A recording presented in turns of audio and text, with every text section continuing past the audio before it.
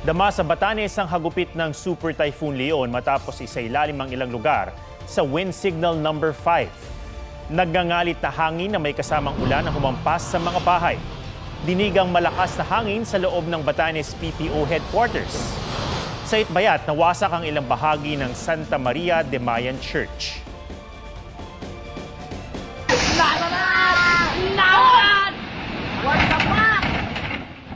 Nilamon din ng storm surge o daluyong ang Fisherman's Wharf sa Apari, Cagayan.